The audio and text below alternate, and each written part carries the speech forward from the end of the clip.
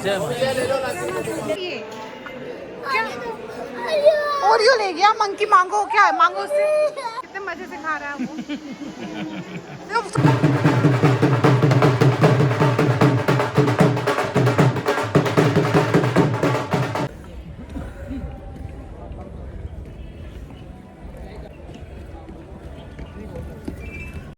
Hello everyone, जय माता दी। वेलकम और welcome back to my channel. और फ्रेंड फाइनली हम कटरा पहुंच चुके हैं। और फ्रेंड हम यहां पे वैष्णो देवी के दर्शन करने के लिए आए हैं। और फ्रेंड यहां पे आया ट्रेन से उतरने के बाद आयांश और उसके पापा की मस्तियां स्टार्ट हो जाती हैं। और आयांश इतना ज़्यादा एक्साइटेड था कि वो इधर उधर रेलवे स्टेशन पे भाग रहा था। बहुत ही ज़्यादा एक्साइटेड था, बहुत ही खुश था। और फ्रेंड इसके बाद हम जाते हैं अपना RFID कार्ड बनवाने के लिए। तो फ्रेंड हम अपना RFID कार्ड रेलवे स्टेशन से ही बनवाते हैं। और फ्रेंड आपको RFID कार्ड बनवाना बहुत ज़रूरी होता है, उसके बिना आप यात्रा स्टार्ट नहीं कर सकते। और फ्रेंड्स RFID का फुल फॉर्म होता है radio frequency identity card. Friends RFID card के ये फ़ायदे होते हैं कि कोई भी व्यक्ति अगर यात्रा के दौरान खो जाता है तो उसकी फैमिली मेम्बर उस व्यक्ति का नाम पता बताकर किसी पास के RFID स्कैनर से उसकी इन्फॉर्मेशन ट्रैक कर सकते हैं। और फ्रेंड्स हमको पिक करने के लिए हमारे होटल की गाड़ी आ गई है। होटल पहुंचकर हमने 3-4 घंटे रेस्ट किया। उसके बाद हम निकल जाते हैं अपने यात्रा के लिए। सो फ्रेंड हमने ऑटो लिया था मार्केट से बाणगंगा के लिए। और ऑटो हमें 50 रुपीज़ पर पर्सन में बुक किया था। और फ्रेंड जैसे जैसे हम बाणगंगा के नज़दीक जा रहे थे वैसे वैसे रास्ते पे हमें इतने अच्छे दृश्य देखने को मिल रहे थे। और इनको देख के अलग ही दिल में सुकून मिल रहा था कि हम भी जल्द ही अपनी यात्रा स्टार्ट करेंगे। और फ्रेंड हम चलते चलते आ पहुँचे हैं दक्षिणी द्वार पर। और फ्रेंड इसे बाणगंगा चेक पोस्ट भी कहते हैं। और फ्रेंड आपको देख के पता चल रहा होगा कि यहाँ पे दक्षिणी द्वार पे कुछ कंस्ट्रक्शन का काम चल रहा है। और फ्रेंड ये यात्रा का पहला पड़ाव है और यहीं से हमारी यात्रा शुरू होगी। और मैंने आयांश के लिए बैंड खरीदा, जय माता दी लिखा हुआ, मैंने अपने लिए भी खरीदा, हस्बैंड के लिए, हम सब ने खरीदा। आयांश बहुत ज़्यादा एक्साइटेड था। और आप देख सकते हैं फ्रेंड कंस्ट्रक्शन का वर्क चल रहा है। और ये यहाँ पे नई रेलिंग लगी हुई है जिसे आप पार करके आप अपनी चेकिंग कराकर आप यहाँ से यात्रा स्टार्ट कर सकते हैं। सो फ्रेंड आप देख सकते हैं हमने चेक पोस्ट पार कर ली है। और विजिटिंग पॉइंट पे चेकिंग कराकर हमारी यात्रा ऑफिशियली यहाँ से स्टार्ट हो चुकी है। तो बोलो जय माता दी फ्रेंड। फ्रेंड आप यहाँ देख सकते हैं, यहाँ पर आपको घोड़े, खच्चर, पालकी, पिट्ठू, बच्चों के लिए स्टॉलर, यहाँ हर तरह की सुविधा मिलती है। आप अपने सुविधा के अनुसार आपको जो चाहें वो बुक करा सकते हैं। और इस सुविधा के द्वारा आप सीधा भवन तक जा सकते हैं। और फ्रेंड हमने आयांश के लिए स्टॉलर बुक किया था। और फ्रेंड ये हमारा बेस्ट डिसीजन था। और आयांश स्टॉलर देख के बहुत ज़्यादा खुश हो गया था। हम बहुत डर रहे थे कि वो हमें पता नहीं वो बैठेगा या नहीं बैठेगा, बट उसने ऐसा कुछ भी नहीं किया, बहुत आराम से बैठा और इन्जॉय किया उसने। फ्रेंड्स अब हमारी यात्रा स्टार्ट हो चुकी है।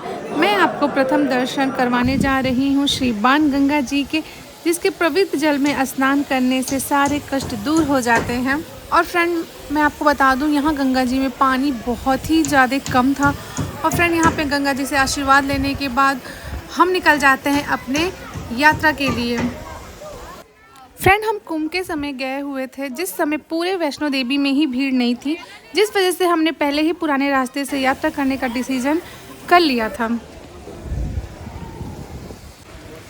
और फ्रेंड्स हम मार्केट को थोड़ा देखते हुए अभी धीरे धीरे हमारी यात्रा यहाँ से स्टार्ट हुई है। तो हम थोड़ा मार्केट को एक्सप्लोर करते हुए निकल रहे हैं, क्योंकि अभी यहाँ पे जितना आपको क्राउड कम दिख रहा है, आगे हमें बहुत ही ज़्यादा क्राउड देखने को मिलेगा। इसलिए हम यहाँ पे बहुत स्लोली मार्केट को धीरे धीरे एक्सप्लोर करते हुए अपनी यात्रा को आगे बढ़ा रहे हैं। और फ्रेंड्स आपको यहाँ पे 1, 2, 3 नहीं बल्कि कई सारे ऐसे शॉप मिलेंगे जहाँ आपको ड्रेस मिलेगी और आप वहाँ पे बहुत अच्छा फ़ोटो शूट करा सकते हो। और यहाँ फ़ोटो बहुत ही सुंदर आती है, आप एक बार यहाँ ट्राई करना। और फ्रेंड्स हमारी यात्रा धीरे धीरे आगे की तरफ प्रस्थान कर रही है। और फ्रेंड आपको मेरे फेस से पता चल रहा होगा कि मुझे अभी से ही थकान स्टार्ट हो गई है। और फ्रेंड मैं आप पहुंची हूँ गीता भवन। और फ्रेंड यहाँ पे आपको महादेव परिवार की प्रतिमाएं देखने को मिल सकती हैं। यहाँ पे महादेव परिवार अपने परिवार के साथ विराजमान है। यहाँ पे हनुमान जी और सरस्वती माता की भी प्रतिमा आपको देखने को मिलेगी। और फ्रेंड ये है एक माता रानी का मंदिर। और फ्रेंड यहाँ बोलते हैं जय माता रानी। फ्रेंड्स अब हम पहुँच चुके हैं चरण पादुका जी के मंदिर। यहाँ पर माता रानी के चरण के चिन्ह हैं जिनके आप दर्शन कर सकते हैं। फ्रेंड ये वही जगह है जहाँ माता वैष्णो देवी रुक करके पीछे देखा था कि भैरवनाथ जी आ रहे हैं कि नहीं। रुकने के कारण माता रानी के चरणों के जो चिन्ह हैं वो यहाँ पे बन गए थे, जिनके आज के समय में आप दर्शन कर सकते हैं।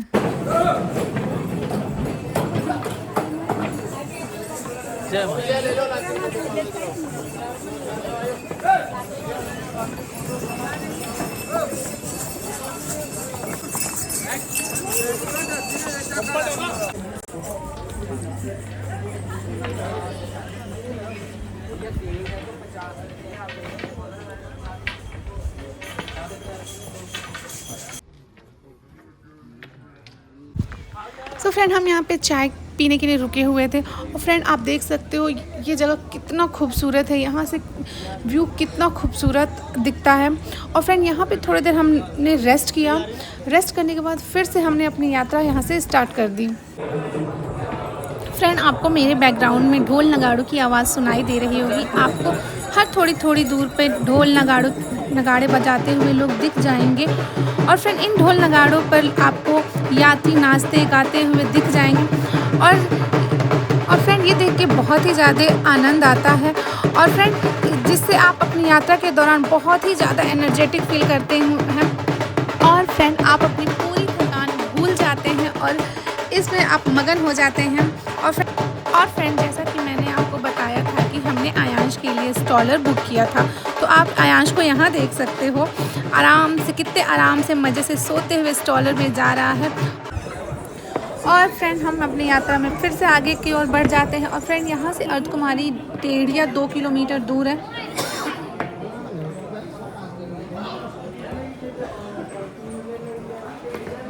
फ्रेंड्स आपको यात्रा के दौरान ऐसे ही बहुत सारे मंकी दिख जाएंगे।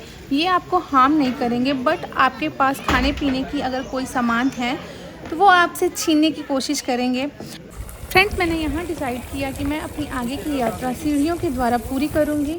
स्टार्टिंग में मुझे पता नहीं चला, बट जैसे ही मैंने 40-50 सीढ़ियाँ क्रॉस की, मुझे सांस लेने में प्रॉब्लम होने लगी। और मुझे रियलाइज़ हो गया कि ये मेरा डिसीज़न सीढ़ियों से आने का बहुत ही ज़्यादा गलत था। यात्रा के दौरान मैंने 4 से 5 बार रेस्ट किया, तब जाकर फाइनली मैं ऊपर पहुंची। और फ्रेंड यहाँ पहुंचने के बाद मैं आपको बता सकती हूँ मुझे कितना ज़्यादा रिलैक्स फील हुआ।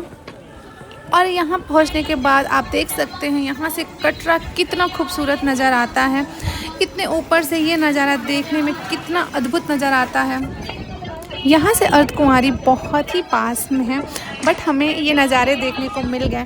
और इतने अच्छे नज़ारे देख के और बिना पिक क्लिक कराए यहाँ से हम कैसे गुजर सकते थे। तो हम सब ने मिल के यहाँ पे अपनी अच्छी पिक क्लिक कराई और उसके बाद हम अपने यात्रा के लिए आगे प्रस्थान करते हैं।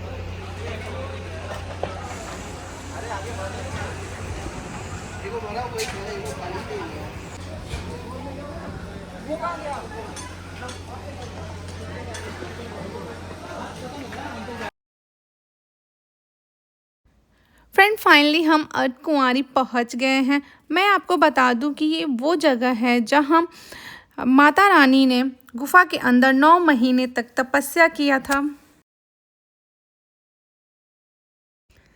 फ्रेंड्स यहाँ पर मंकी ने आयांश के हाथों से ओरियो लेकर भाग गया, जिसके बाद से आयांश का रो रो कर बुरा हाल हो गया था।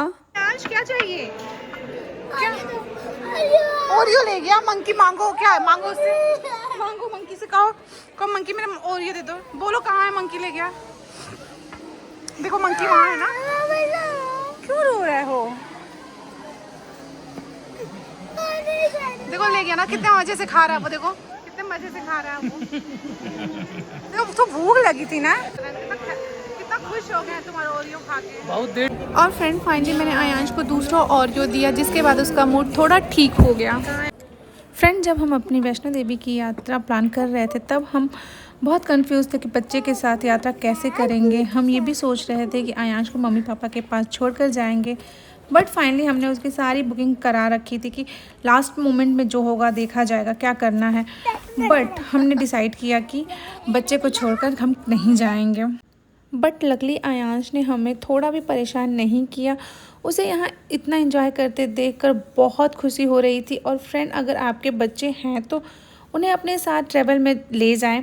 बच्चे नई नई जगह को देखकर बहुत खुश हो जाते हैं और बहुत नई नई चीज़ें सीखने को उनको मिलती हैं।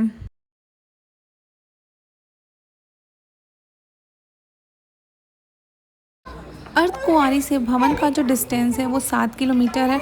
अर्धकुंवारी से हम आ गए हैं हिमकोटी मार्ग पर। इस मार्ग पर बैटरी कार चलती है। तो फ्रेंड, हम अर्धकुंवारी से भवन हम बैटरी कार से जाएंगे। हम बच्चे के साथ आए थे तो इसलिए हमने अपनी प्लानिंग उसके कंफर्ट को देखते हुए किया था, जिससे उसे ज़्यादा प्रॉब्लम ना हो। आप चाहें तो आप पैदल भी यात्रा कर सकते हैं। तो मैं यहाँ आपको बता दूँ कि हमने अपनी बैटरी कार की बुकिंग साइन बोर्ड के ऑफिशियल वेबसाइट से बुक किया था और हमारी रिपोर्टिंग टाइम 7 PM था। और फ्रेंड, अर्धकुंवारी से भवन का जो चार्जेस हैं बैटरी कार के लिए वो 300 पर पर्सन है। इसे आपको ऑनलाइन बुक कराना होता है। इन केस आप लकी होते हैं तो आपको टिकट काउंटर से भी टिकट मिल जाएगा, बट आप ऑनलाइन टिकट कराकर ही आएँ, वो ज़्यादा बेस्ट होगा आपके लिए। आपको मैं यहाँ बता दूँ कि हमने जो ऑनलाइन टिकट बुक किया था वो दिखाने के बाद टिकट काउंटर से आपको एक स्लिप मिलेगी जिसमें आपको गाड़ी नंबर दिया होगा और हमारी गाड़ी का नंबर 18 था। यहाँ हर एक गाड़ी का एक नंबर है और हम आ जाते हैं अपनी गाड़ी के पास और हम अपने सीट पर बैठ जाते हैं और अपने गाड़ी चलने का वेट करते हैं। मैं आपको बता दूं कि हमें अर्धकुंवारी से भवन आने में मात्र 20 और 25 मिनट ही लगे। और फाइनली फ्रेंड, हम भवन आ पहुँचे हैं। सबसे पहले हम यहाँ लॉकर लेने के लिए गए, बट अटका आरती स्टार्ट होने की वजह से लॉकर खाली नहीं थी। हमसे बोला गया कि हमें 15 या 20 मिनट्स हमको लॉकर के लिए वेट करना पड़ेगा।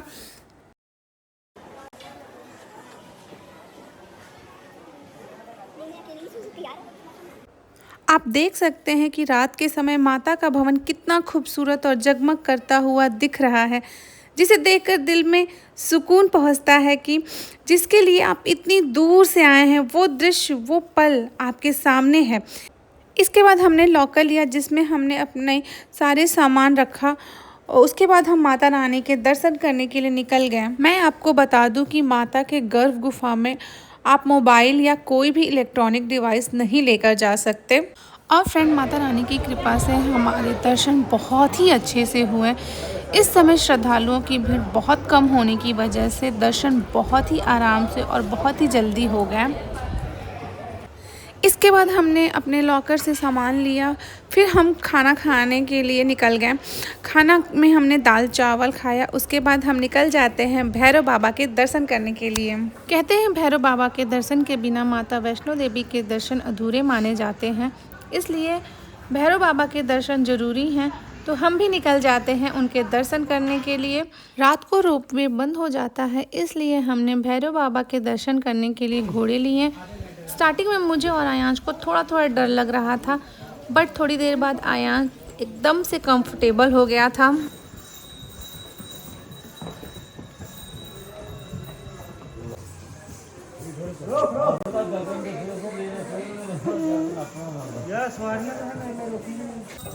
फ्रेंड, भैरव बाबा की जो चढ़ाई है वो एकदम खड़ी चढ़ाई है और यहाँ रास्ते जो हैं वो बहुत ही ज़्यादा पतले हैं। मैंने आपको पहले ही बताया था कि हम जिस टाइम गए थे उस टाइम भीड़ बहुत ही कम थी, तो यहाँ भी आपको भीड़ बहुत ही कम, आपको मुझे पूरे रास्ते में इक्का दुक्का लोग ही देखने को मिल रहे थे।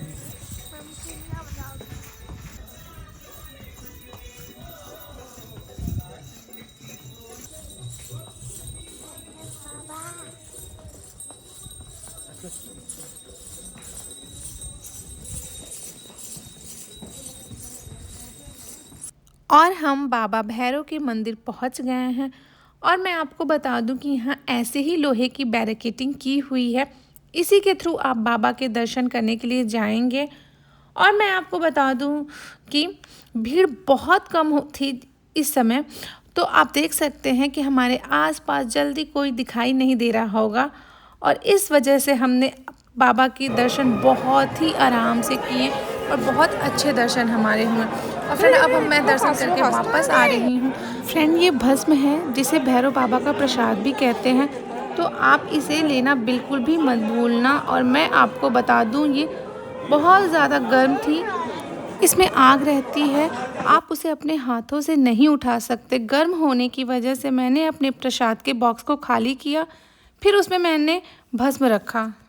और अब हम निकल जाते हैं अर्धकुंवारी के लिए, जहां हमने अपने टिकट बुक किया था और हमारा नंबर आने वाला था, बट वहां जाकर हमें पता चला कि हमारा नंबर तो जा चुका है और हमारा नेक्स्ट नंबर 3-4 घंटे बाद आएगा।